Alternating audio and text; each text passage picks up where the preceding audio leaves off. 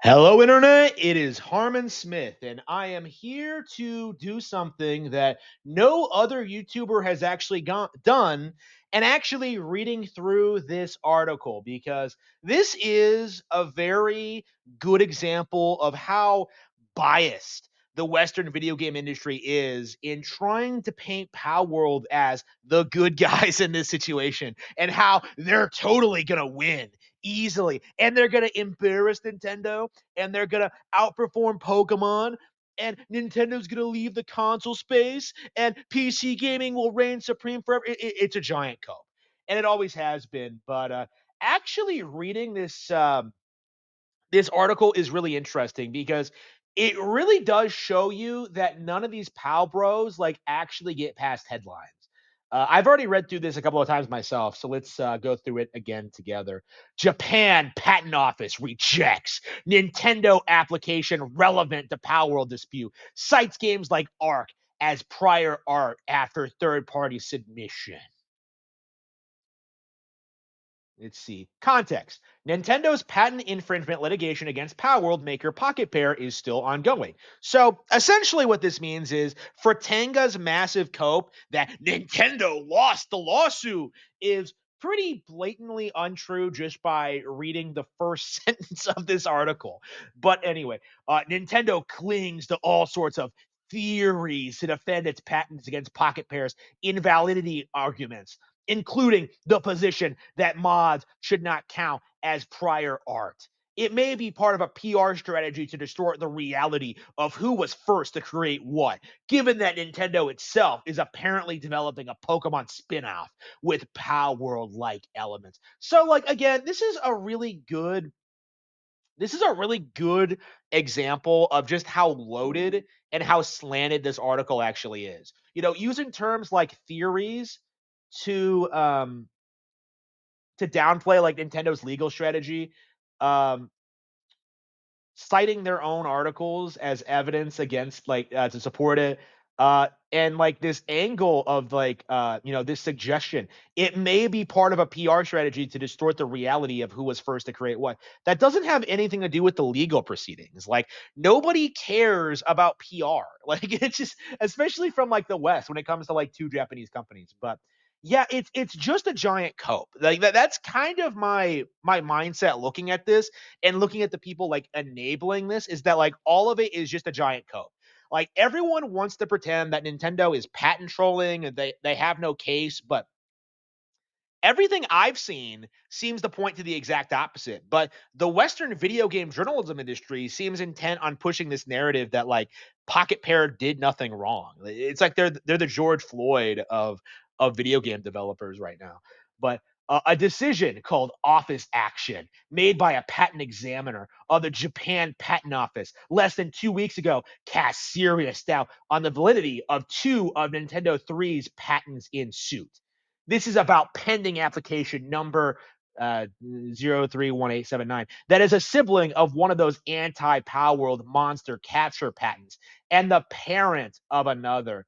So, like, again, this is one of the reasons why this article is such a cope, is that uh, two of two of the three patents have been accepted. They have gone through with no problems, but the third and like the child of that patent is was rejected at this point in time, and that's like that's an important thing to take note of. This is that like at this point in time, because Nintendo can amend it and they can resubmit it, basically meaning that all of this is just a giant nothing burger. But anyway, and it has been rejected on a non-final basis. As I said, like it's not final, like they can resubmit it because the patent office, after a third-party submission of prior art, determined that the claim technique lacked an inventive step. The prior art references cited by the JPO JPO include various games that predate Nintendo's December 2021 priority date. Among them, Studio Wildcard's Ark, Capcom's Monster Hunter 4, Pocket Pair's Craftopia, a Japanese browser game named Content Collection, and Pokemon Go. Nintendo now faces the choice between abandoning the embattled patent applications or, which is the most likely step, trying to persuade the patent examiner based on a modified patent application with amended claims. Yeah, Obviously. So even this article is like acknowledging that this is a big cope. That all Nintendo has to do is like be more specific in their patent, emphasize like what they specifically innovated on, and they'll be fine. Like they can resubmit it with no issues. But that is something that is being conveniently overlooked by retards like Legal Mindset, Clownfish TV, Grums. It's just hilarious how no one seems to have actually tried to read this article. But also, when the process at the patent office is over, an appeal to a specialized court named Intellectual Property High Court is possible. The Japanese patent prosecution process has even been described as an endless loop. But the fact that the patent examiner is now looking at real world games as opposed to just patent documents and articles considerably ups the ante for Nintendo. Yeah, that's a big cope. That is a big cope. Like, oh, Nintendo's really going to struggle demonstrating how Nintendo's really going to struggle demonstrating how they're really going to struggle demonstrating like their patents, like especially when two of the three have gone through already. But wider ramifications. The non-finally rejected patent application is a key building block of Nintendo's monster capture patenting strategy that took aim at Palworld after its early 2024 release. It has the same parent application and is the parent of both of which Nintendo is asserting against Palworld. Just like the applications that led to the patents in suit, this application was filed shortly after Palworld's release. An issue facing a central member of a patents family is often indicative of validity problems facing other memers. The overlap between the invalidity contentions underlying the rejection and Pocket Pair's defenses makes it plausible that Pocket Pair could be behind an April 2025 submission to the JPO in connection with this Nintendo patent application. A JPO decision, much less a non-final one, is not binding on presiding judge Motoyuki Nakashima, who is handling the Nintendo v Pocket Pair case. But judges are legally trained and tend to have respect for the determinations made by patent examiners. The same patent examiners who have allowed two of the three patents to go through, who are Pocket Pair may try to point the Tokyo District Court to relevant developments in the JPO. In the US, that would be called a request for judicial notice and can influence decisions. We assume that there will not be a decision of any kind in the infringement case before next year. The proceedings have been delayed, presumably due to what the next bullet point mentions. Nintendo's third patent in suit is also in trouble. They felt forced to seek a modification in the middle of litigation. Yeah, that is a giant oh no, they changed something in the middle of the proceedings. Like again, everything I have seen seems to indicate that Palworld is like already fucked. But what we're seeing is just this coping and seething from the the Western gaming world who doesn't want to admit it. Like, because it's such a clickbait thing to defend Palworld no matter what. But okay, so here's the patent tree displayed on the JPO's website. So these two have been accepted. This one has been rejected, but interestingly, the child has also been accepted. So basically, what's happening is that this specific one was rejected because it wasn't specific enough, and Nintendo it just has to amend it and then resubmit it. So you can see the application. Okay, let's see. As you probably figured out, the first four digits of those applications and publication indicate a year. When patent applications are processed on the regular track, as opposed to a company opting for the fast track, it takes 18 months from filing to publication.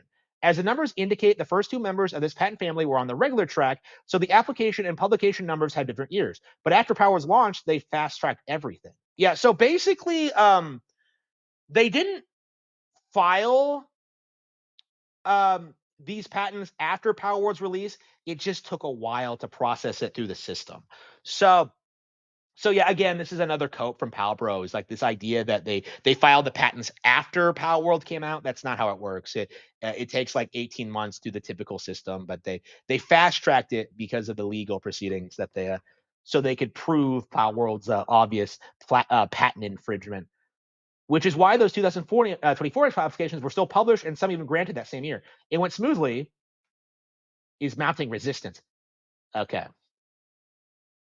So yeah, the notice of rejection. Yeah. So basically, what needs to be said about this is that like, it's all just a big cope. Okay, like the idea that Palworld is able to beat Nintendo, or that they're in the right, or that they're going to get away with this. This is a gigantic cope, and it really is something that really only exists in the Western space, particularly in like the online gaming space. Like the demographic that is well aware of just how profitable it is to hate Nintendo and like say that they're doomed or whatever. This is like a reoccurring problem with the community is that they they constantly just attack people for no reason. This is a really good example of how slanted this lawsuit actually is, like, because there's no consideration at all like given to the patents that have gone through. There's no consideration given to the fact that Nintendo can amend and resubmit the patent.